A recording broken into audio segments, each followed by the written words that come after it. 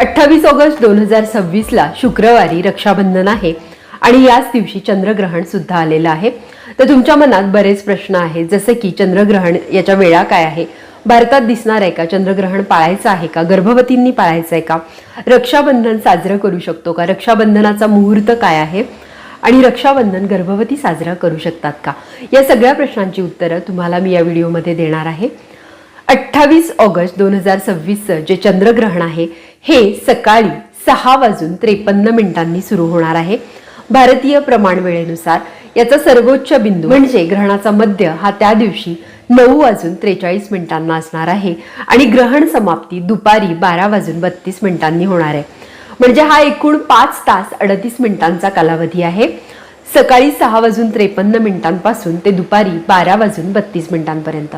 आपल्याकडे भारतात चंद्र क्षितिजाखाली असल्यामुळे, आपल्याकडे दिवस असल्यामुळे भारतामध्ये हे ग्रहण दिसणार नाही आणि म्हणूनच भारतामध्ये या ग्रहणाचा कुठलाही दृश्य प्रभाव किंवा धार्मिक मान्यता देखील नाही।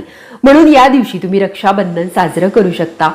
गर्भवतींनी हे ग्रहण पाळण्याची किंवा या ग्रहणाला घाबरण्याची, याच काय कुठल्याही ग्रहणाला घाबरण्याची किंवा पाळण्याची सुद्धा गरज नाही। पंचांगाप्रमाणे बहिणीने भावाला राखी बांधण्याचा मुहूर्त हा सकाळी 6:10 पासून सकाळी 9:47 पर्यंत आहे।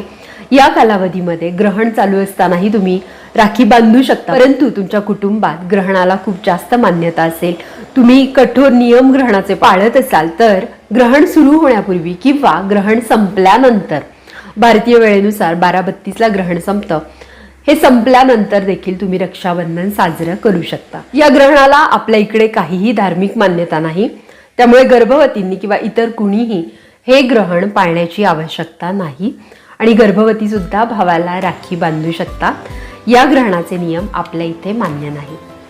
थँक्यू।